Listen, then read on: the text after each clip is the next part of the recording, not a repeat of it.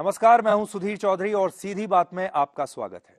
आप सब जानते हैं कि सीधी बात के हर नए एपिसोड में हम आपकी मुलाकात देश के बड़े बड़े नेताओं से, अभिनेताओं से, खिलाड़ियों से कराते हैं। लेकिन आज का एपिसोड थोड़ा अलग है, क्योंकि आज हम आपकी मुलाकात करवाने वाले हैं एक स्टोरी टेलर से, एक कथावाचक से। आपको याद है, एक जमाने में हमारे परिवार में जो आपकी दादी थी या आपकी जो माँ थी, वो बच्चों को सोने से पहले एक अच्छी सी कहानी सुनाती थी, जिससे बच्चों के दिमाग पर बहुत अच्छा प्रभाव पड़ता था।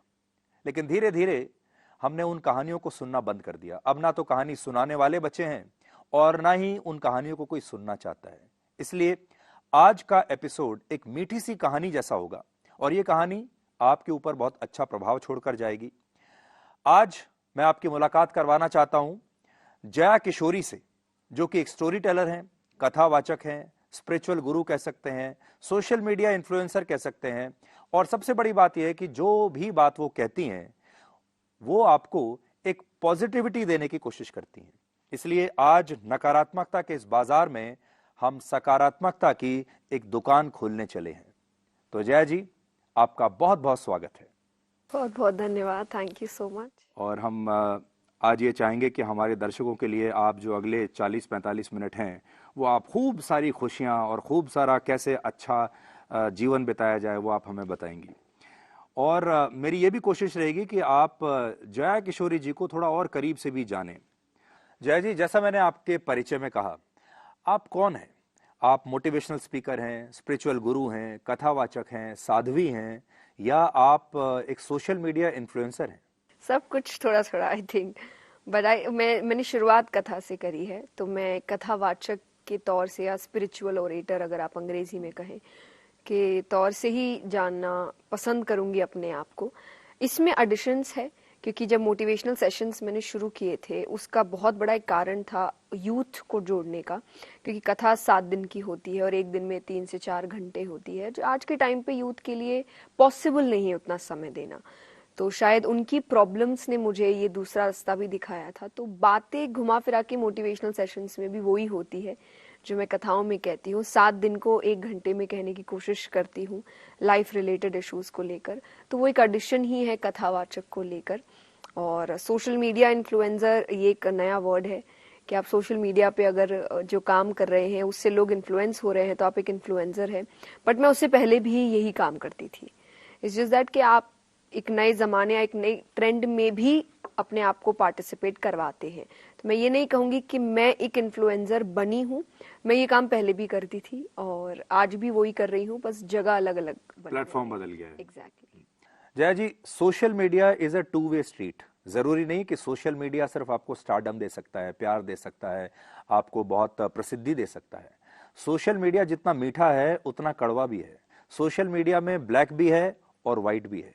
अभी तक तो आपने ज्यादातर उसका व्हाइट देखा होगा, लेकिन सोशल मीडिया में आपकी ट्रोलिंग भी होती होगी। सोशल मीडिया में जब लोग आपके बारे में खराब बातें लिखते हैं तो आप कैसे उसे देखती हैं, कैसे बर्दाश्त करती हैं? प्रॉब्लम्स बहुत बढ़ गई है। डिप्रेशन, स्ट्रेस, एंजाइटी बहुत ज़्यादा हो रहा है। लोग बहुत जल्दी पैनिक करने लग जा रहे हैं। और स्पिरिचुअलिटी में हमेशा कहती हूँ कि हर आदमी स्पिरिचुअल है, रियलाइज नहीं कर पाता है। और वो रियलाइजेशन वो तब लाता है जब उसके लाइफ में प्रॉब्लम्स आती है, क्योंकि उसको समझ में अंत में यही आता है कि मदद तो यही करेगा। जैसे हम श्रीमद् भागवत में जो शुरुआत ही करते हैं, कहते हैं कि भगवान के 3 स्वरूप है, सत्य, चित्त और आनंद। दैट इज सच्चिदानंद रूपाय, इसीलिए उनका नाम है सच्चिदानंद। तो आनंद भगवान ही है। तो जब आप हर जगह खुशी ढूंढ लेते हैं और आपको समझ आता है कि सब टेम्पररी है, तब आप भगवान के पास आते हैं कि परमानेंट तो यही है। तो प्रॉब्लम्स अब इतनी बढ़ गई है कि अब उनको स्पिरिचुअलिटी अच्छी लग रही है, उनको जो थेरेपी चाहिए वो उनको स्पिरिचुअलिटी से मिल रही है। और जब डिमांड ज़्यादा होगी तो फिर लोग सप्लाई करने की कोशिश करेंगे। How are you different from others? जैसे हम देखते हैं कि जो कथावाचक हैं या जो स्पिरिचुअल गुरु हैं, धार्मिक गुरु हैं, उनकी एक अपीयरेंस अलग होती है और उनके दरबार भी अलग होते हैं। आप उनकी तुलना में बिल्कुल अलग दिखती हैं। आप बहुत युवा हैं और तो आपने अपनी ये जगह कैसे बनाई और आप अपने आप को उनसे अलग कैसे मानती हैं? मैंने कभी ये सोच कर काम नहीं किया कि मुझे अलग दिखना है या मुझे अलग बनना है। मैं हमेशा से जो जेन्युइननेस है अपनी वो लेकर आई हूँ, और उसकी वजह से आपको कई बार क्रिटिसिज्म भी मिलता है। फॉर एग्जाम्पल, जैसा आपने कहा अलग है, तो कईयों को लगता है अलग क्यों है, बट मैं शुरुआत से ऐसी ही हूँ। अब यहाँ आके अगर मैं कोई नया रूप अपना लेकर आऊँ तो मुझे लगता है मैं अपने काम से ईमानदार नहीं हूँ। तो जैसे मैं हमेशा कहती हूँ आपके घर के बच्चे हैं, मैं वैसी ही हूँ। मैंने खेल कूद भी किया है, या मेरे दोस्त है, मुझे एंटरटेनमेंट पसंद है, मनोरंजन पसंद है, फैमिली टाइम पसंद है, बट उसके साथ साथ मुझे अध्यात्म पसंद है, मुझे सत्संग पसंद है, मुझे भगवान बहुत पसंद है, मुझे शास्त्र पढ़ना अच्छा लगता है। और फिर मुझे ऐसा लगता है कि अगर मैं कर सकती हूँ इन चीज़ों को साथ रखकर, तो हर युवा कर सकता है।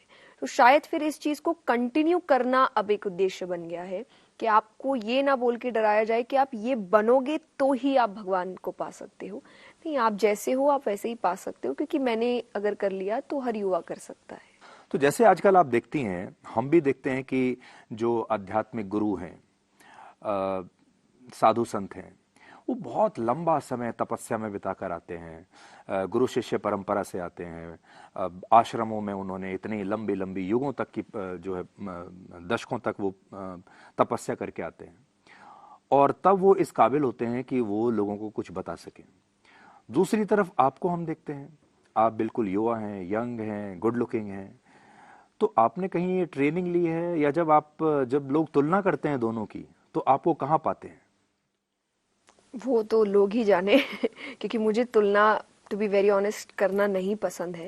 यही एक कारण है आज का युवा जो डिप्रेशन में जा रहा है, कि आप कंपैरिजन करने लग जाते हैं कि ये ऐसा है तो ये ऐसा। हर व्यक्ति अलग है, हर व्यक्ति की जिंदगी अलग है, उनकी जर्नी अलग है, और वो अपनी जर्नी से आपको समझा रहे हैं।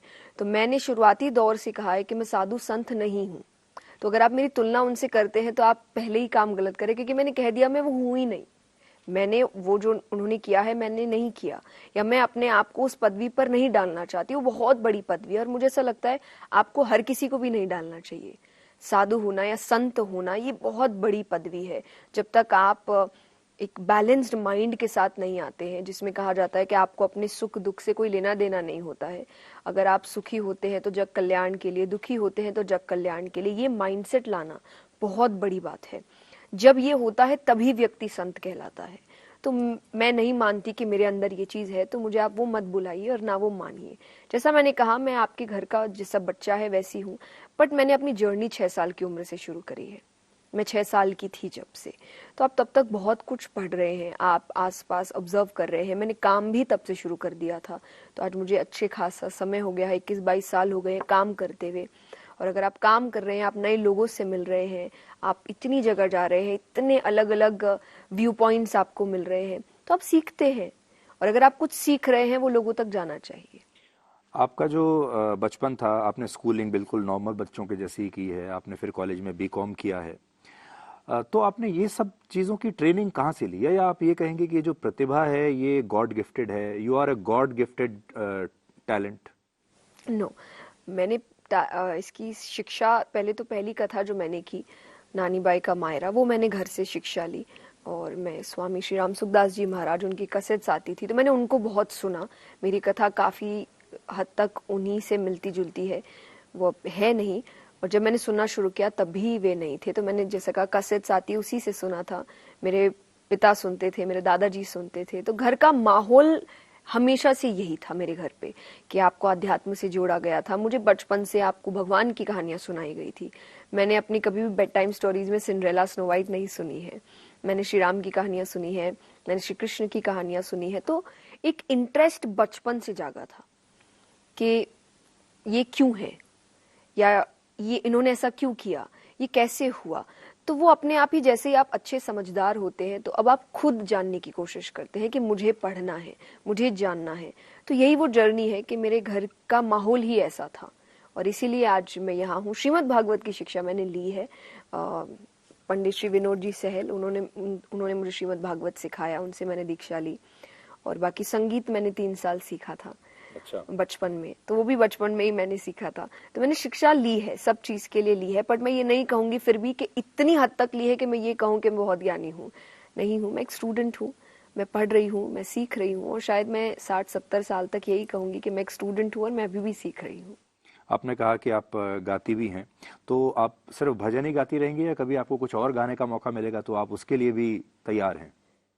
अभी तक तो देखिए मैंने ऐसा कुछ सोचा नहीं है। मेरा इंटरेस्ट भजनों में ही है, डिवोशनल सॉन्ग्स में ही है। मैं हमेशा कहती हूँ भविष्य का बोलना नहीं चाहिए, भगवान ने क्या लिख के भेजा है पता नहीं, पर अभी आप मुझसे सवाल करें तो नहीं, सिर्फ भजन ही। हमने देखा कि जो बाकी के जो स्पिरिचुअल गुरु हैं या आध्यात्मिक गुरु जो हैं, वो समाज के प्रति अपनी जिम्मेदारी समझते हुए निस्वार्थ भाव से समाज सेवा के तौर पर ये करते हैं। आपने इसको अपना एक प्रोफेशन बनाया है, दोनों में अंतर है? जी हाँ, अंतर है। अगर आप ये कहेंगे कि पूर्ण रूप से वो सेवा के कार्य में ही है और वो अपनी छोटी सी कुटिया में रहते हैं और उनको किसी से लेना देना नहीं है, जो एक तौर से माना गया है कि कुछ रूल्स होते हैं अगर आप पूर्ण रूप से वैरागी की तरह काम कर रहे हैं। लेकिन अगर आप नहीं कर रहे हैं और आप गृहस्थ में हैं, तो मुझे बीच का रास्ता अपनाना अच्छा नहीं लगता। तो आपको गुफा में नहीं रहना, आपको आश्रम में नहीं रहना, नहीं नहीं आपको कुटिया में नहीं रहना, नहीं, और जैसा मैंने आपको कहा, शहर में रहना है? बिल्कुल मुझे शहर में रहना है। और मुझे इसीलिए मैंने इस बात को मैं कभी भी छुपा के नहीं रखती, क्योंकि जैसा मैंने कहा, जब आप अपनी मेहनत का काम कर रहे हैं तो आप वो डिजर्व करते हैं, क्योंकि आप उसमें समय दे रहे हैं, आप मेहनत कर रहे हैं। और जैसा मैंने कहा कि कोई रूल्स नहीं होते हैं आपके कि अगर आपको भगवान के पास आना है तो यही यही करना है। और इसका मेरी जिंदगी में मुझे जो एक बहुत बड़ा एग्जाम्पल लगता है कि दुनिया का सबसे बड़ा आध्यात्मिक सेशन गीता जी है, सबसे बड़े मोटिवेशनल स्पीकर कृष्ण हैं, और वो जिनको स्पीच दे रहे हैं आध्यात्म के ऊपर, वो आगे जाके राजा बनने वाला है। राजा से ज्यादा ऐश्वर्य किसी के पास नहीं होता। उन्होंने तो नहीं कहा कि तुम सब कुछ छोड़ दो, तुम संसार छोड़ दो, तुम वैरागी बन जाओ, तुम कुटिया में चले जाओ, क्योंकि ये जरूरी नहीं होता। आप यहाँ रहकर भी कमल बन के भी काम कर सकते हैं, कि आप सबके बीच है, आप सब कुछ देख भी रहे हैं, सब कुछ प्राप्त भी कर रहे हैं, जानते हुए ये सब सच नहीं है। तो आपका उद्देश्य ये नहीं है, ये एक बाय प्रोडक्ट है कि आप काम कर रहे हैं तो ऐसा ऐसा है, बट उद्देश्य ये नहीं है। उद्देश्य आपका सीखना है, उद्देश्य आपका जो नॉलेज आपके पास है वो पहुंचाना है। और इसीलिए जो आपने चेंज भी पहले क्वेश्चन में कहा था, मैं क्यों अलग मानती हूँ या अलग हूं, मेरे सेशंस बहुत सिंपल होते हैं, जितना सिंपल भाषा हो सके उतना सिंपल। कारण है कि जब मैंने शुरुआत करी थी और मैं अध्यात्म के बारे में सीख रही थी, कथाएं सुन रही थी, तब मुझे बहुत प्रॉब्लम्स आई थी चीजों को समझने में, क्योंकि आपका माइंड उतना डेवलप नहीं होता जितना जो बोल रहे हैं उनका है। तो आप उस वक्त कोशिश करते हैं कि मुझे कोई सिंप्लीफाइड वर्जन में समझाए, मेरी भाषा में समझाए, मेरे प्रॉब्लम्स के अकॉर्डिंग समझाए। तब मैंने सोचा था कि जिस दिन मैं शुरू करूंगी, मैं इतनी सिंपल भाषा में करूंगी कि 6 से 60 साल तक सबको समझ पर आपका भी ये अनुभव है कि हम जब जाते हैं अक्सर साधु संतों के पास या दूसरे जो ट्रेडिशनल स्पिरिचुअल गुरु जिनको हम मानते हैं, गुफा आश्रम और कुटिया वाले जो गुरु हैं, उनकी भाषा बहुत बार हमें समझ में नहीं आती है, क्योंकि हम उनके जो दर्शक हैं वो उतने ज्ञानी नहीं है और वो बहुत ज्ञानी है। So there is a difference between the wavelength अलग अलग है। जी बिल्कुल बिल्कुल, मैं मानती हूँ। और इसीलिए मैंने कहा मेरा कारण, जिस तरीके से मैं काम करती हूँ, थोड़ा अलग है। और इसके पीछे मैं हमेशा एक एग्जाम्पल देती हूँ कि मेरा उद्देश्य ये नहीं है कि मैं जो कह रही हूँ वो आप समझने की कोशिश करिए अपने आप। मेरा उद्देश्य उस माँ की तरह है जो अपने बच्चे को खाना खिलाना चाहती है। अब वो बच्चा भाग के खाएगा तो मैं पीछे भागूंगी, अगर वो टीवी देखकर खाएगा तो मैं बगल में कि बस खा ले। आप ऐसे बोलो तो मैं ऐसे समझा दूंगी, आप ऐसे बोलो तो मैं ऐसे समझा दूंगी, पर मेरा है कि मेरी बात आप तक पहुंचनी चाहिए किसी भी हाल में। If you are a truly professional storyteller, तो मैं उसी भाषा में आपसे पूछता हूं कि जो आपका टारगेट ऑडियंस होता है, आपने देखा होगा जो बाकी के लोग हैं, जब वो अपना दरबार लगाते हैं, शिविर लगाते हैं या जब वो सेशन करते हैं, तो उनके पास एक अलग तरह का टारगेट ऑडियंस आता है। जैसे आज जब मैं आपसे बात कर रहा हूं तो इस समय धीरेन्द्र शास्त्री बागेश्वर धाम वाले जो हैं उनकी बड़ी चर्चा है। जब आप उनको देखते हैं तो वहां सारे लोग वो आते हैं जो दुखी हैं, किसी न किसी समस्या के साथ आते हैं, फिर वो उनके साथ बैठते हैं, फिर कहते हैं मेरी ये समस्या है, फिर वो उनके मन की बात जान लेते हैं, फिर उनको वो उसका सुझाव बताते हैं, सॉल्यूशन क्या है। तो ये तो उनका टारगेट ऑडियंस है। ज्यादातर टारगेट ऑडियंस यही है जो लोग जाते हैं। आपका टारगेट ऑडियंस क्या है? तो मेरा कोई टारगेट ऑडियंस नहीं है। मुझे ऐसा लगता है जिसको भगवान अच्छे लगते हैं आप आइए, जो नकारात्मकता से दुखी है और उसको कुछ 3-4 घंटे खुशी महसूस हो रही है, भगवान की बातें महसूस हो रही है, और वो कुछ वहां से लेकर जा रहे हैं अपने काम को और अच्छा करने के लिए। चाहे कोई स्टूडेंट है, चाहे कोई हाउसवाइफ है, चाहे कोई काम कर रहे हैं, चाहे वर्किंग वुमन है, आप अपने लाइफ को कैसे बेहतर बना सकते हैं आज के समय में, क्योंकि जितना कंपटीशन है, स्ट्रगल है, काम है, और उसके साथ साथ सोसाइटी का एक प्रेशर है, उसके बीच में सकारात्मक होना थोड़ा मुश्किल है। तो मेरी कथाओं का उद्देश्य है, तो मैं ये नहीं कहती कि मेरा ऑडियंस को लेकर कोई टारगेट है, ये आए वो आए, नहीं, मेरी कथा का एक उद्देश्य है और उसमें कोई भी आ सकता है, और जो आते हैं तो उसको हम लाइफ मैनेजमेंट कह सकते हैं। बिल्कुल, पर आध्यात्म से, भगवान की कथाओं से, भगवान से। जय जी, आजकल रील्स का युग है, यूट्यूब का युग है, और आपने देखा होगा हमारे जो युवा हैं पूरी दुनिया में, भारत के युवा सबसे ज़्यादा रील्स बनाते हैं और सबसे ज़्यादा यूट्यूब वीडियोस बनाते हैं। और इसके लिए हमारे देश के युवा व्यूज़ के लिए और फॉलोअर्स के लिए अपनी जान तक देने के लिए तैयार हैं।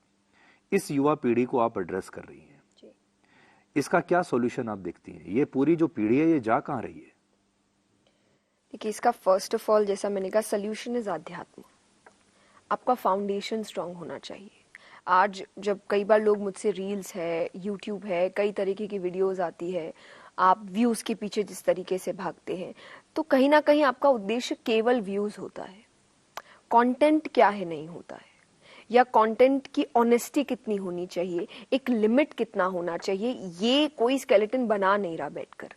बस उनको व्यूज मिल रहे हैं, उसके पीछे वो, अगर ये करने से कोई कह दे कि आपको 2 मिलियन मिलेंगे, वो चला जाएगा, फिर उसको पता चलेगा नहीं, वो करने से 5 मिलियन मिलेंगे। बट बात क्या है, इस पर ध्यान दो, वो तुम्हारी लाइफ में कैसे हेल्प करेगा उस पर ध्यान दो, और वो दूसरे की लाइफ पर कैसे हेल्प करेगा।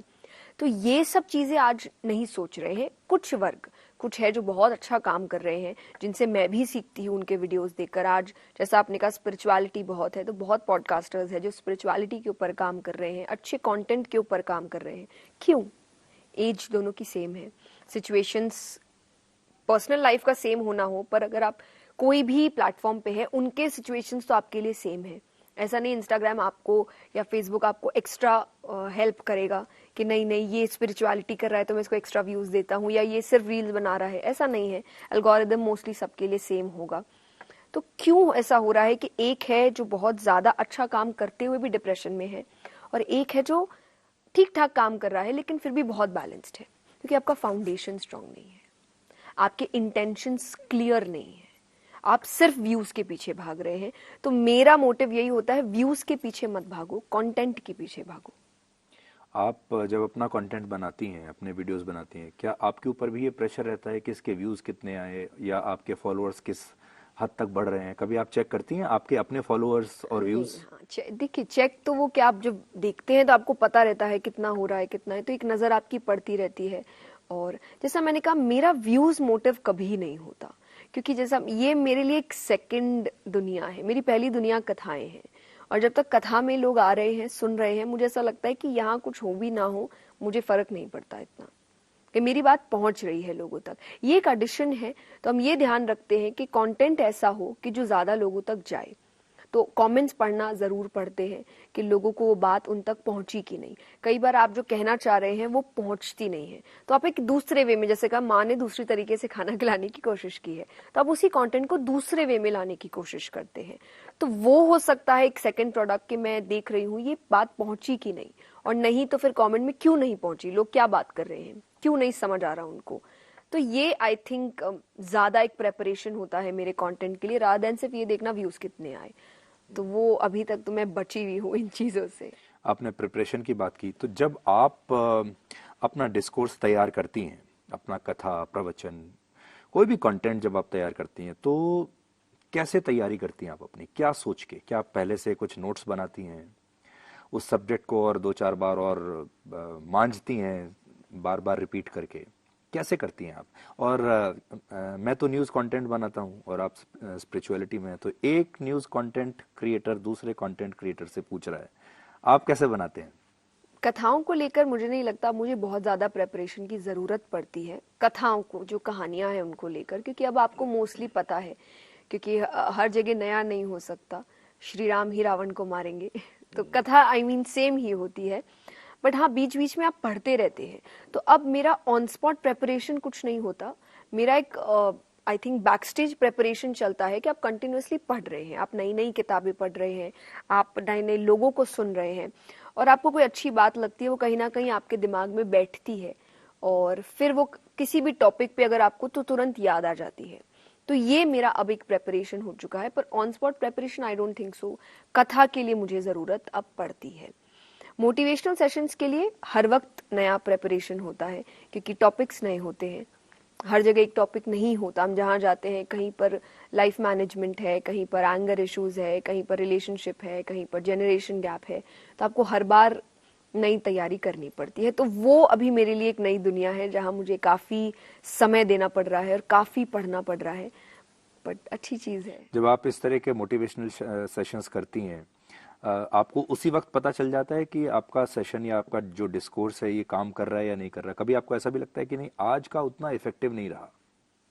हाँ लगता है, क्योंकि मैं हमेशा ऑडियंस को काफ़ी पास रखती हूँ अपने। मुझे आई कांटेक्ट होना ज़रूरी लगता है जब सेशंस होते हैं, ताकि मैं देख सकूं कि मेरी बात पहुंच रही है कि नहीं। तो आप उनके रिएक्शन से आप समझ जाते हैं कि बात पहुंची कि नहीं पहुंची, और फिर आपको समझ आता है कि शायद फिर इस टॉपिक पे मुझे और रिसर्च करने की ज़रूरत है। वापस आता हूं मैं ट्रेडिशनल स्पिरिचुअल गुरुज को लेकर।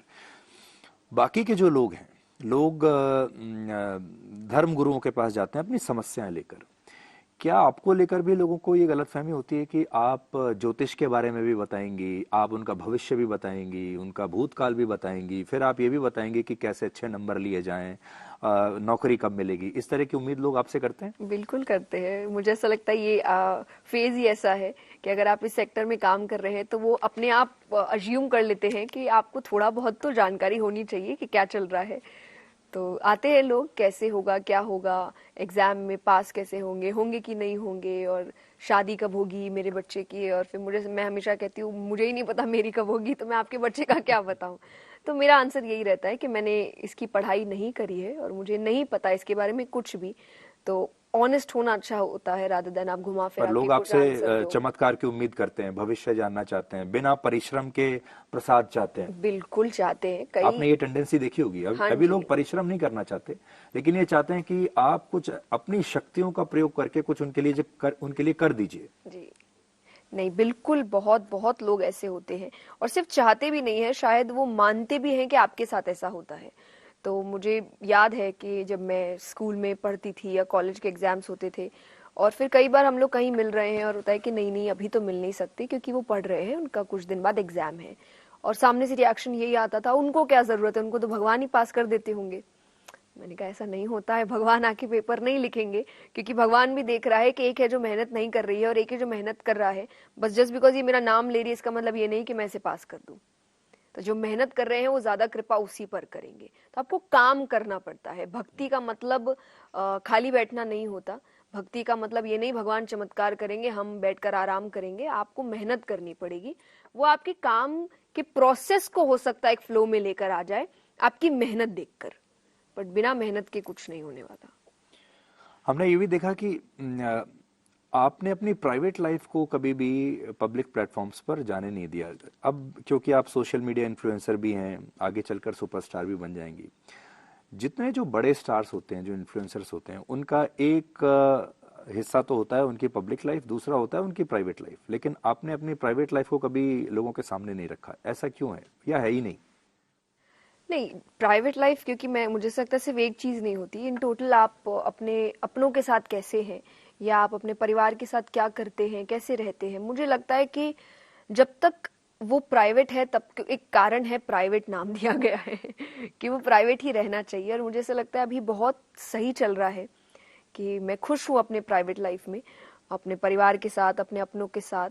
अगर वो बहुत ज्यादा बाहर आए तो आई थिंक जजमेंट्स बहुत होते हैं, ये मेरा काम है, जजमेंट्स हो भी तो मैंने ये चुना है।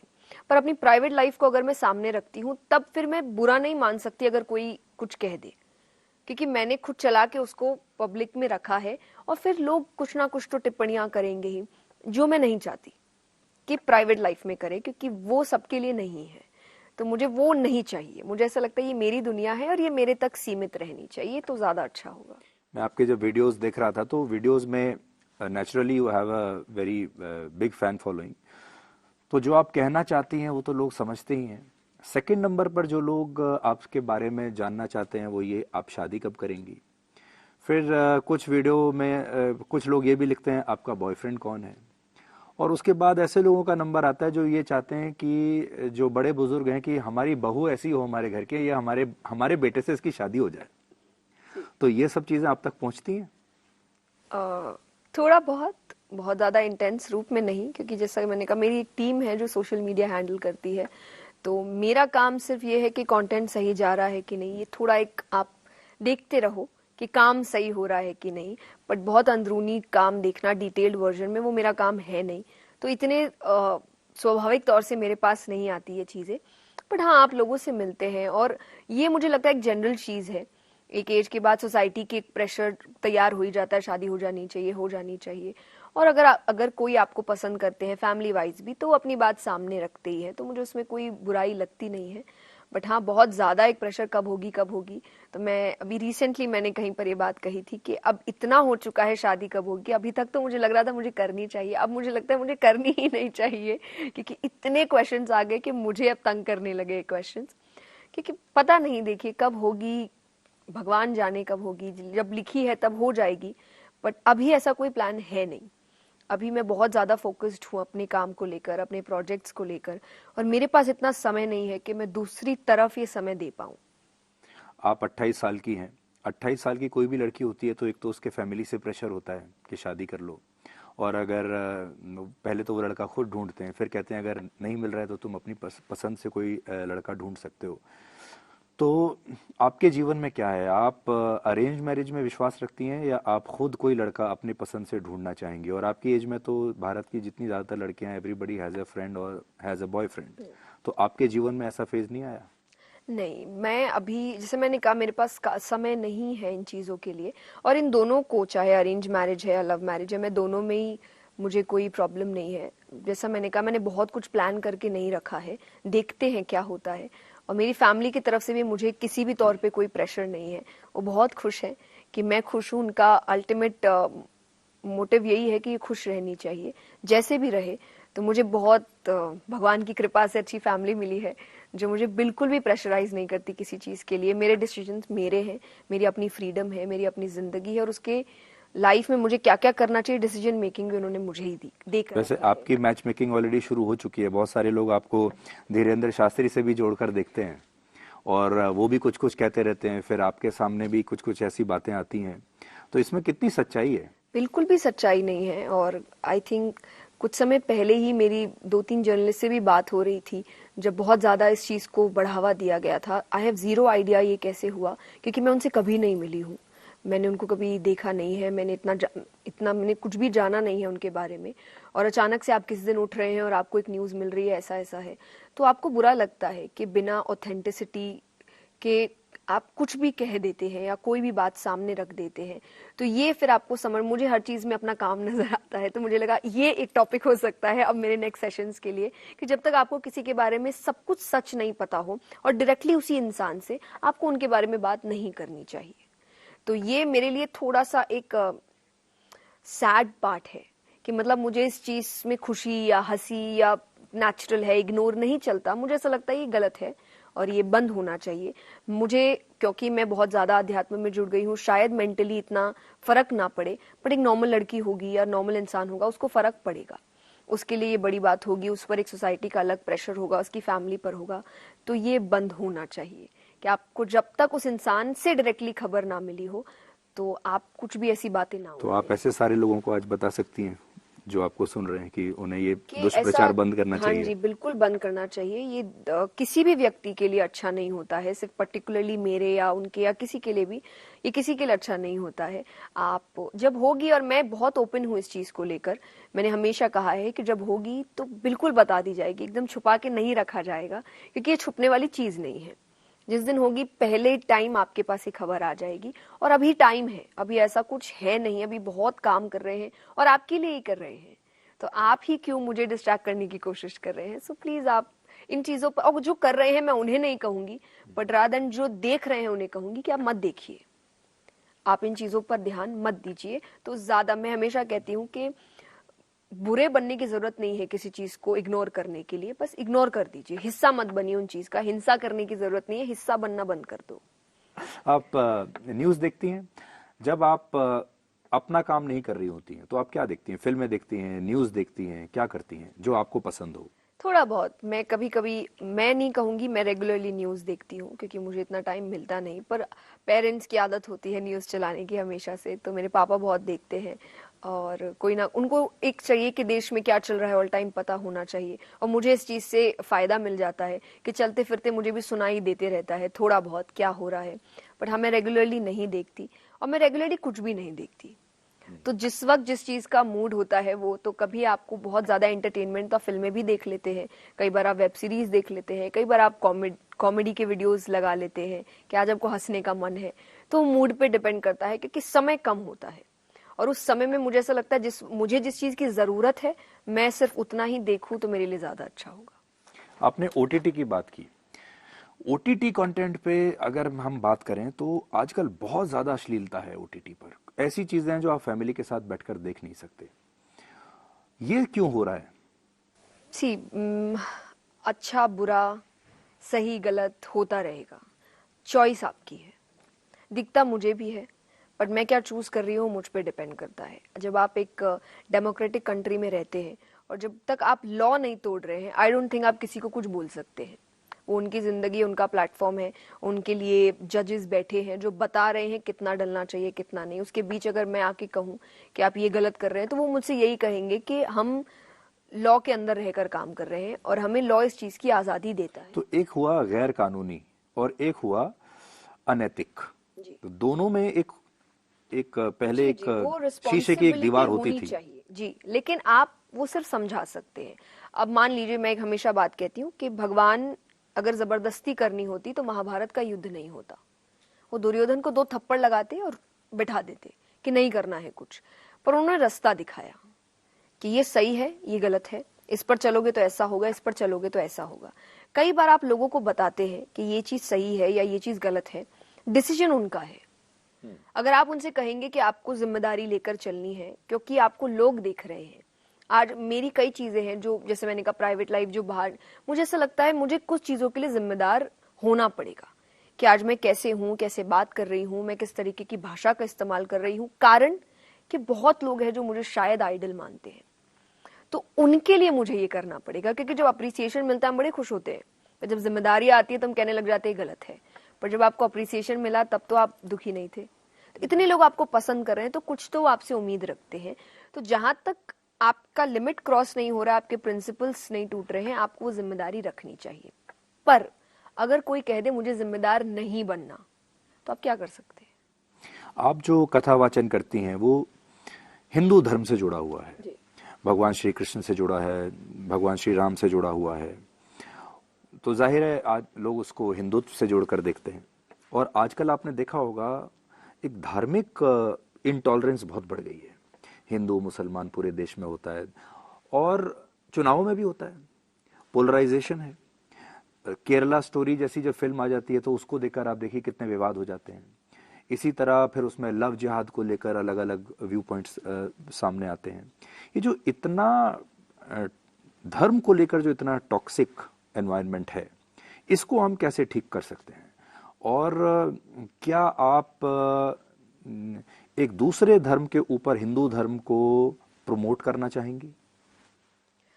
देखिए, मैं हमेशा कहती हूँ कि मुझे पता ही नहीं है दूसरी चीजों के बारे में, तो मैं उन पर बात ही नहीं करती।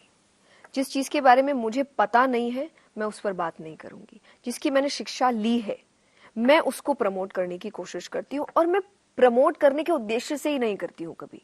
मुझे ऐसा नहीं लगता कि मुझे इसको आगे बढ़ाना है, मुझे ऐसा लगता है ये तो बढ़ा हुआ, ये जानते हैं लोग। बस आज गीता जी सबके घर में, गीता जी है सबको पता है, गीता जी भगवान ने अर्जुन को बताई है सबको पता है। बस एग्जैक्टली छोटी छोटी बातें क्या है ये शायद ना पता हो, मैं हेल्प करती हूँ आपको बताने में। लेकिन आपको लगता है कि हमारा समाज एक धर्म युद्ध से गुजर रहा है इस समय? समाज, देखिए इंसान ऐसा है कि इंसान धर्म हटा भी दीजिए तो भी वो लड़ने को तैयार होगा। तो मैं धर्म को इसका दोषी नहीं मानती, मैं इंसान को इसका दोषी मानती हूँ कि आप, जैसे मैंने थोड़ी देर पहले कहा कि हिंसा नहीं करनी है, हिस्सा बनना बंद हो जाना है।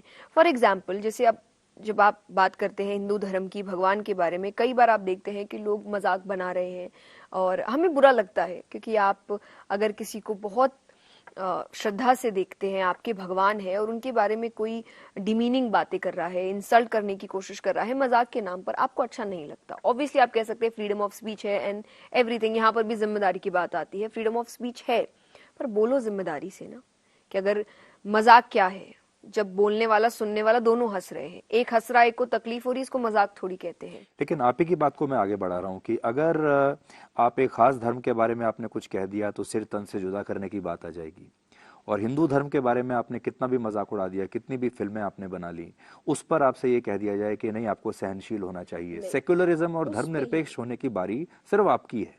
नहीं, उस पे ही मैं कहती हूँ कि मैंने कहा मैं हिंसा के साथ नहीं हूँ, मैं हिस्सा नहीं बनने के साथ हूँ। अगर जोक बन रहा है, हंस कौन रहा है? आप हंसना बंद करिए, आप देखना बंद करिए, अपने आप बनना बंद हो जाएगा। आप ये चीज का हिस्सा बनना बंद कर दीजिए ना। हिस्सा तो आप ही बन रहे हैं। वहां अगर बैठकर हंस रहे हैं तो वह हर इंसान दूसरे रिलीजन का तो नहीं है हंस रहा है। हो सकता है अगर श्री राम पे बन रहा है तो वहां श्री राम को मानने वाले लोग बैठे हैं जो हंस रहे हैं। मत हंसिए ना। एक दुकानदार अपनी दुकान में सामान तभी तक रखेगा जब तक वो बिकेगा। जिस दिन बिकना बंद होगा वो सामान रखना बंद कर देगा। तो आप बिकने क्यों दे रहे हैं चीजों को? तो इसमें हिंसा भी नहीं हुई, नफरत भी नहीं फैली, आप शांति से हिस्सा बनना बंद कर देते हैं। अगर आप मेरे सामने श्री राम के बारे में कोई जोक करेंगे, मैं तो नहीं हंसूंगी, मैं आपको कह दूंगी मुझे हंसी नहीं आई, ये जोक नहीं था। बहुत ही शांति से अच्छे चेहरे के साथ आप अपने आप वो टॉपिक बदल देंगे। अगर आपका काम अपनी चीजों को बेचना है तो, जो जनरली सबका है, तो आपको हिंसा करने की जरूरत ही नहीं है चेंज लाने के लिए। आप बहुत सकारात्मक तरीके से चेंज लेकर आ सकते हैं। और यही मैं लोगों से कहना चाहती हूं कि आप अपने आप को चेंज करने की कोशिश करिए, दुनिया अपने आप बदल जाएगी। और यही मेरी तरफ से जो हिंदू धर्म को मानते हैं उनके लिए सीख है। आपने एक कथा वाचन शुरू की और आपने समाज का बड़ा भला भी किया, समाज को आपने ट्रांसफॉर्म किया, लेकिन अब लोग ये कह रहे हैं कि अब आप कथा वाचक से एक बिजनेस वूमन बन गई हैं। अब आपने अपनी कथा वाचन को कमर्शियलाइज कर दिया है। अब आप एक इवेंट का 9 लाख 10 लाख रुपया लेती हैं, विच इज टू एक्सपेंसिव। तो ये आपके दिमाग में कैसे आया? और you want to make money? No. तो ये मैंने कोई स्टार्टिंग से नहीं, मैंने हमेशा से, मैंने कहा जो आप मेहनत करते हैं आप डिजर्व करते हैं, वो चीज हुई है। मैंने कभी स्टार्टिंग से, मैंने शुरुआती तौर से ये नहीं कहा कि मैं सिर्फ एक संत हूँ या साधु हूँ, मैं अच्छे घर में रहती हूँ। और मैंने शुरुआत बहुत हम्बल बैकग्राउंड से की है और मैं उठकर आई हूँ। मेरा परिवार है, मेरे ऊपर जिम्मेदारियां हैं उन परिवारों की। लेकिन जब आप 100% कहीं पर देते हैं, लेकिन वहां से अगर आपको कुछ भी इनकम नहीं हो रहा है तो आप ज्यादा समय तक वहां नहीं रह सकते, अगर आप गृहस्थ से हैं तो। प्लस हमारे पास 20 से 25 लोगों की टीम है सिर्फ कथा के लिए, जिसमें सब कुछ आते हैं, आर्टिस्ट भी आते हैं, म्यूजिशियंस आते हैं, साउंड सिस्टम आता है, डेकोरेशन आता है, जिन सबका घर इससे चल रहा है। आज उनके बच्चे स्कूल जा रहे हैं, पढ़ रहे हैं, उनके घर में खाना आ रहा है। तो इतना काम भी हो रहा है जिस पर नजर नहीं जाती है किसी की। और ये मेहनत की कमाई है। आप मेहनत कर रहे हो उस चीज के लिए। मैं पढ़ रही हूँ, मैं काम कर रही हूँ, मैं दिन रात एक कर रही हूँ, मैं बहुत डिफिकल्ट सिचुएशंस में ट्रैवल कर रही हूँ, तो ये नहीं दिखता है। और दूसरी बात, जब मैंने साफ साफ कह दिया कि मैं संत और साधु नहीं हूँ, मैं गृहस्थ हूँ, तो आप बहुत काम करेंगे। आप ट्रांसफॉर्म करने के लिए 10 चीजें कर सकते हैं, बट मैं उसको फ्री में क्यों करूं? जब अगर मैं अपना समय दे रही हूं, जैसे अगर जो मुझसे क्वेश्चन कर रहे हैं, मैं उनसे कहती हूँ आप फ्री में काम कर रहे हैं। और अगर आप चीजों को जो खराब कर रहे हैं या आपको नेगेटिव बातें सिखा रहे हैं, उनको भी आप लाखों रुपए दे सकते हैं। तो जो एक्चुअली आपके घर में संस्कार ला रहे हैं, सकारात्मकता ला रहे हैं, भगवान को लेकर आ रहे हैं, आपको खुश रख रहे हैं, उनको कुछ देने में आपको क्यों प्रॉब्लम है? आपने देखा होगा एक विचारधारा ये भी है कि हमारे संस्कारों में पैसे को बड़ा बुरा माना जाता है कि पैसे की बात नहीं करनी चाहिए, सब कुछ मुफ्त में करो, निस्वार्थ भाव से करो, और पैसा जो कमा रहा है वो अच्छा व्यक्ति नहीं है। ये थॉट प्रोसेस ही शायद मुझे चेंज करना है कि गलत बात है। कि मैं हमेशा कहती हूँ विद्यार्थी जीवन के बाद 2 जीवन है, गृहस्थ या वैराग्य। गृहस्थ लिया है तो अच्छे से जियो, काम अच्छे से करो। मैं कभी लोगों से ये नहीं कहती मेरी कथाओं में कि कई बार जैसा आपने कहा कि इतना लेते हैं उतना लेते हैं, मैं उन बातों को इतना बाहर नहीं लाती कि आप जब बुक करेंगे तो आपको पता चल जाएगा। वो कोई चुपचाप बुकिंग नहीं हो रही है, ओपनली हो रही है, कॉल्स पे हो रही है, वेबसाइट्स पे हो रही है, तो यानी कुछ छुपा नहीं है आपसे, जो है आपके सामने है। अगर मुझे किसी चीज का डर होता तो मैं छुप कर ये काम करती, मैं कहती नहीं नहीं ये इधर है वो उधर है, ऐसा कुछ नहीं है। जया जी, मैं आपकी वेबसाइट देख रहा था। वेबसाइट जब आपकी देखते हैं तो उसमें अलग अलग सेक्शंस आते हैं, उसमें एक जगह लिखा है इवेंट्स। वेबसाइट देखकर ऐसा लगता है जैसे किसी बहुत बड़े फिल्म स्टार की वेबसाइट हम देख रहे हैं या किसी बहुत बड़े स्टार परफॉर्मर की वेबसाइट देख रहे हैं, और टोटल जैसे एक कमर्शियलाइज्ड वेबसाइट है वैसी आपकी वेबसाइट दिखती है। तो ठीक है, आप साध्वी नहीं हैं, आप मोटिवेशनल स्पीकर हैं, लेकिन पैसा तो आप भी अच्छा खासा कमा रही हैं, आपकी वेबसाइट देखकर पता चलता है। वाई नॉट, आध्यात्मिक लोग स्टार्स क्यों नहीं हो सकते? और मुझे ऐसा लगता है एक्चुअल स्टार्स तो वही है जो आपके लाइफ को ट्रांसफॉर्म कर रहे हैं। आपको सिर्फ एंटरटेनमेंट नहीं मिल रहा है, आपको खुशियों के साथ साथ मनोरंजन के साथ साथ जिंदगी बदलने का मौका मिल रहा है। इनसे बड़े स्टार्स तो दुनिया में कोई नहीं हो सकते, तो व्हाई नॉट। और जैसा मैंने कहा कि आज जो जमाना है, आपको जमाने के हिसाब से चलना पड़ता है। मैं भगवान के लिए भी कहती हूँ कि अगर सिर्फ एक चीज होती तो भगवान 24 अवतार नहीं लेते। समय के अनुसार आपको बदलना पड़ता है। जब श्री राम आए तब समय अलग था, लेकिन वही जब श्री कृष्ण आए तब समय अलग था। श्री राम, मैं बहुत सुंदर तरीके से समझाती हूँ कि श्री राम आपको सिखाते हैं कि मर्यादा में रहते कैसे हैं। उस वक्त जरूरी यही था कि मर्यादा में रहना सिखाया जाए, कि मर्यादा में रहते कैसे हैं। पर श्री कृष्ण आपको सिखाते हैं कि मर्यादा में रखते कैसे हैं। कि रहकर बहुत समझा दिया, अब तुम नहीं समझ रहे, अब मैं तुमको रखना समझाता हूँ। तो तुम अच्छे तो मैं अच्छा, तुम बुरे तो मैं बुरा। तो भगवान ने अलग अलग अवतार लिए थे समय अनुसार। वो तो यही सीख दे रहे, समय अनुसार आपको बदलना पड़ता है। एंड जब मनी की बात होती है, मनी खराब क्यों है? अगर आप अच्छा काम कर रहे हैं उससे, अगर आप चेंज लेकर आ रहे हैं, तो क्यों खराब है वो चीज? अगर मैं उसको गलत कामों में इसका इस्तेमाल कर रही हूँ, मैं दुनिया खराब करने की कोशिश कर रही हूँ, then obviously. But money, power, position, ये चेंज लाने के लिए जरूरी है। आपको चाहिए तभी आप बड़ा चेंज ला सकते हैं। मैं आपकी वेबसाइट देख रहा था, और वेबसाइट में देखिए आप क्या क्या बेच रही हैं। आपका एक पोस्टर है जिस पर लिखा है do it for your self. ये पोस्टर आप बेच रही हैं 1020 रुपए में। एक दूसरा पोस्टर है स्टार्ट लविंग योर सेल्फ। ये पोस्टर मिल रहा है आपकी वेबसाइट पर 340 रुपए का। एक दूसरा पोस्टर है जिस पर लिखा है संघर्ष, 340 रुपए का। इसी तरीके से आप तुलसी का पौधा आपकी वेबसाइट पर आप बेच रही हैं 1040 रुपए का। तो जब इस वेबसाइट पर जाते हैं तो पूरा ऐसा लगता है जैसे कि कमर्शियल वेबसाइट है। ऐसा लगता है जैसे आपको जब आप किसी अमेजोन पर या किसी और ई कॉमर्स वेबसाइट पर आप जाते हैं जहां सामान बिक रहा है, माल बिक रहा है, वैसी वेबसाइट है आपकी भी। मेरा प्रमोशन कर रहे हैं तो अच्छे से हो कि लोग जाके खरीदे। वो चैंटिंग मशीन भी है। आप घर में दिन भर अगर ऐसे वैसी चीजें, ऐसा वैसा साउंड या ऐसे वैसे गाने जो कहीं ना कहीं नेगेटिव माहौल लेकर आ रहे हैं, उससे ज्यादा अच्छा नहीं है कि आपके घर में भगवान के मंत्र चले। हमारे किचन में भगवान का मंत्र चलता है कि जो भी खाना बनाए, चाहे कभी फैमिली मेंबर्स बना रहे हैं, आपके हेल्पर्स बना रहे हैं, कई बार आप दिमाग में बहुत स्ट्रेस में रहते हैं, वो खाने में तो आ रहा है ना, आपको खिलाया जा रहा है। एक व्यक्ति का स्ट्रेस हर व्यक्ति को जा रहा है, क्यों?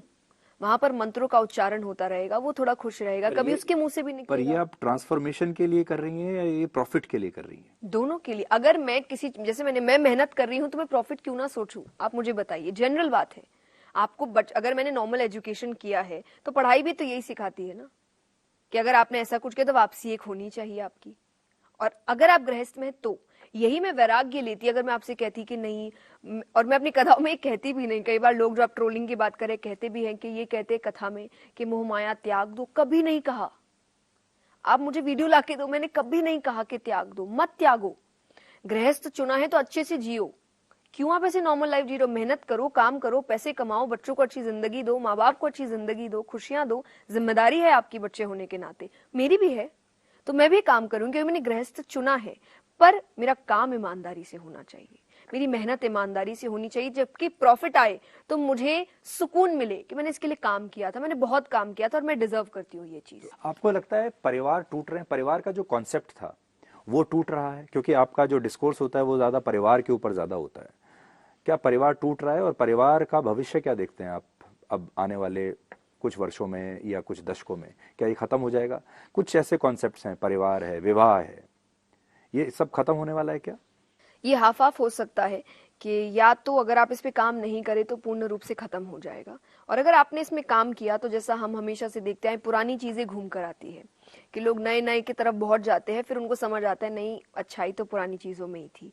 तो अगर वो समझना लोगों को आ गया तो वापस से फैमिलीज वापस आएंगी, वापस से जो मैरिज को लेकर, जो कॉन्स्टिट्यूशन को लेकर विश्वास था वो वापस आएगा। लेकिन अगर काम किया गया तो आज काम ज्यादा नहीं हो रहा पर अब आप फैमिलीज देखिए, पर। आज तो हम ऐसे युग में आ गए हैं जब सेम सेक्स मैरिज पर हमारे देश में डिस्कशन चल रहा है। जी विज्ञापन, एक कॉफी बनाने वाली कंपनी जो है, बेचने वाली कंपनी, उसका विज्ञापन ये आ रहा है, वो सेम सेक्स मैरिज को प्रमोट कर रहे हैं। इस युग में आप अपने जैसे कथावाचक को कहाँ देखते हैं? मैं इनको अपना टॉपिक, जैसे मैंने कहा, इनको अपना टॉपिक्स अभी तक मैंने नहीं लिया है कि मैं इन चीजों पर, क्योंकि जैसे मैंने कहा मैं जब तक पूरा रिसर्च ना करूं मैं बात ना करूं, ये मुझे मेरी ही पर जिंदगी से आपको सीख ऐसा मिली लगता है है। कि अब अगली चुनौती आप जैसे कथावाचकों के लिए भी ये है कि आपके सामने किसी दिन कोई माता पिता, माँ बाप कोई आ जाएगा और ये कहेगा कि मेरा बच्चा सेम सेक्स मैरिज करना चाहता है, मुझे क्या करना चाहिए? और आपको जवाब के साथ तैयार रहना होगा। बिल्कुल बिल्कुल, और रहना भी चाहिए। अगर आप समाज की जिम्मेदारी ले रहे हैं उनको सुधारने के लिए, तो आपका काम बनता है कि आप उसके बारे में पढ़ाई करें। मुझे अभी तक इन क्वेश्चंस का सामना नहीं करना पड़ा, फिर भी मेरे दिमाग में कहीं ना कहीं है कि मुझे इस पर रिसर्च अपना शुरू कर देना चाहिए कि कैसे क्या शुरुआत, सब कुछ मुझे करना है। और अभी तक नहीं किया, बट हाँ मुझे करना है और मेरी जिम्मेदारी बनती है करना।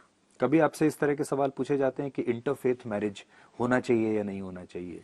मैं मैरिज को लेकर ज्यादा बात नहीं करती, मैं एक आउटर सेक्शन में मैरिज के ऊपर जरूर बात करूंगी कि रिलेशनशिप कैसा है, पर किससे करना चाहिए, क्या करना चाहिए। मेरा एक प्रिंसिपल है लाइफ का कि मैरिज एक बहुत पर्सनल चीज है, और मैं नहीं होती कोई बताने वाली कि आपको किससे करना चाहिए और किससे नहीं। आपको भगवान ने बुद्धि दी है, आपको भगवान ने समझदारी दी है, विवेक दिया है, उसका इस्तेमाल करिए कि आपकी लाइफ के लिए क्या सही है क्या गलत है। क्योंकि मैं अपनी मैरिज पर किसी का इंटरफेरेंस बर्दाश्त नहीं करूंगी। तो जब आप खुद नहीं करेंगे तो आप किसी और को क्यों बोल रहे हैं? तो जब मुझसे पूछते हैं तो मैं यही कहती हूँ कि एक पर्सनल चॉइस है ये, और मैं और आप नहीं बैठे हैं बताने कि किसको क्या करना चाहिए। आखिरी सवाल आपसे ये कि अब से 10 वर्षों के बाद आप अपने आप को कहाँ देखती हैं? मैं देख पा रहा हूँ कि आप प्रॉफिटेबिलिटी की तरफ जाना चाहती हैं। हो सकता है आप एक और बड़ी कंपनी बनाना चाहेंगी, हो सकता है आप एक, आज आपकी एक छोटी वेबसाइट है, बड़ी वेबसाइट आप बनाना चाहेंगी, हो सकता है कि स्पिरिचुअलिटी को लेकर आप अपना कोई ओटीटी प्लेटफॉर्म बना लें। आपने क्या सोचा है 10 साल के बाद आप अपने आप को कहाँ कहाँ देखती हैं? एज अ बिजनेस वूमन, और as a social media influencer, as a big star? तो बहुत सच्चा आंसर है कि मुझे नहीं पता। मैं ये शुरुआती से मैं ऐसी ही हूँ, बट कोविड के बाद से मैं ज्यादा इस तरीके से हूँ कि इंसान अपने प्लान्स बनाता है, पर प्रकृति के अपने नियम होते हैं, अपनी प्लानिंग होती है। हमने कोविड के पहले बड़ी प्लानिंग्स करी थी, ये करेंगे वो करेंगे, घर पे बैठ गए थे, कुछ भी नहीं हुआ। अब वापस से आप स्क्रैच से काम कर रहे हैं, तो इतनी लंबी प्लानिंग करना, कहाँ होंगे कहाँ नहीं होंगे, उस वक्त क्या इंटरेस्ट होगा मुझे नहीं पता। उस वक्त हो सकता है मेरा क्षेत्र ही बदल जाए, या इस क्षेत्र में मैं बहुत बड़ा और जो मुझे करना है। आपने जैसा कहा कि मैं बिजनेस वूमन हो सकती हूँ, मुझे इन किसी भी चीजों में बुराई नजर नहीं आती जब तक मेरा उद्देश्य अच्छा है। आपने कोविड की बात की, और ये मैं सारे जो युवा हैं उनके लिए सवाल पूछ रहा हूँ। कोविड के बाद से एक अजीब सा एक डिप्रेसिंग माहौल हो गया, खास तौर पर जो हमारे छात्र हैं, स्कूलों में जो पढ़ते हैं, उनके ऊपर अचानक से एग्जाम्स में अच्छा करने का प्रेशर रहता है। तो जो स्टूडेंट्स इतना प्रेशर फेस कर रहे हैं और ये समझ में नहीं आ रहा कि क्या किया जाए, ऐसे युवाओं को आप क्या कहना चाहेंगी? पहला तो जो पहले हुआ, जो आपका काम लायक नहीं है उसको भूलना शुरू करिए, क्योंकि वो समय गया। वो समय जब तक था हम मान सकते हैं बहुत डिप्रेसिंग था, और सब कुछ काम बंद हो गया था, आप केपेबल है पर आप काम नहीं कर पा रहे हैं, प्लस आप जो लॉस हमने उस वक्त देखा वो ही बहुत ज्यादा आई थिंक डिप्रेसिंग था लोगों के लिए। बट वो समय गया, और पास्ट को पास्ट में रखना ज्यादा अच्छा होता है। प्लस अब जिस पर आप काम कर सकते हैं उसको लेसन बनाइए अपना। फॉर एग्जाम्पल, जैसा मैंने अभी आपको कहा प्लानिंग, अब इतनी लंबी प्लानिंग मत करिए ना, आप एक काम की प्लानिंग करिए कि मेरा मान लीजिए कि अभी एक प्रोजेक्ट चल रहा है, मेरा अभी प्लानिंग से भी ये प्रोजेक्ट खत्म अच्छे से होना चाहिए, उसके आगे मैंने कुछ प्लान करके अभी नहीं रखा है कि इसके बाद ये होगा, उसके बाद ये करेंगे, कुछ भी नहीं सोचा मैंने। तो आप जो कर रहे हो उसको आप 100% दीजिए अपना। तो अगर आप पढ़ रहे हैं तो आप 100% दीजिए अपना। आप ये मत सोचिए अच्छा ये हो गया तो इसके बाद क्या होगा। जैसे एक स्टूडेंट के लिए भी मैं कहती हूँ कथाओं में कि कल उसको एग्जाम देना है, अब वो सोच रहा है पेपर अच्छा नहीं आया तो मार्क्स अच्छे नहीं आएंगे, मार्क्स अच्छे नहीं आए कॉलेज नहीं मिलेगी, कॉलेज नहीं डिग्री नहीं मिलेगी, डिग्री नहीं नौकरी नहीं मिलेगी, नौकरी नहीं लड़की नहीं मिलेगी, शादी नहीं होगी, परिवार क्या कहेगा। कल पेपर देना है, तुम यहाँ शादी बच्चे तक चले गए जिसके होने ना होने की संभावना भी किसी को पता ही नहीं है। तो आप जो कर रहे हो उस पर अपना फोकस रखो, उस पर अपना 100% दो, जुगाड़ काम मत करिए, क्योंकि शॉर्टकट का सक्सेस शॉर्ट समय तक मिलेगा, लेकिन जब मेहनत करके समय लोगे वो सक्सेस जिंदगी भर रहेगा, वो कभी नीचे नहीं आएगा, वो बढ़ता ही जाएगा। ये मेरी जिंदगी की सीख है कि जो भी करो उसमें पूरा 100% दो अपना। तो स्टूडेंट्स के लिए मायने रखता है कि वो समय गया उसको लेकर रोते रहोगे तो काम नहीं होगा, सिर्फ ब्लेम गेम चलता रहेगा कि इसकी वजह से नहीं हुआ, वो समय गया, कोविड को कब तक ब्लेम करेंगे हम। अब तो हमें खुद को जिम्मेदारी लेनी पड़ेगी, अपने जिंदगी की डोर अपने हाथ में उठानी पड़ेगी और काम करना पड़ेगा। Jaya ji, do you enjoy this stardom? अब जब आप जाती होंगी बाहर तो लोग आपके साथ फोटो भी खिंचवाते होंगे, ऑटोग्राफ मांगते होंगे, सेल्फी लेते होंगे। Do you enjoy all this? Yes yes, why not. और इसका एंजॉयमेंट का रीजन है कि आपसे इतना प्यार कर रहे हैं लोग। आज कहीं ना कहीं आप इसीलिए तो काम कर रहे हैं ना, लोग आपको सुने, आपको समझे, आपको प्यार करे। तो जब वो मिल रहा है तो क्यों ना एंजॉय किया जाए। जैसे मैंने कहा जो मिल रहा है हर चीज एंजॉय करो ना, आपने इसके लिए काम किया ना, ये भी तो एक बाय प्रोडक्ट है।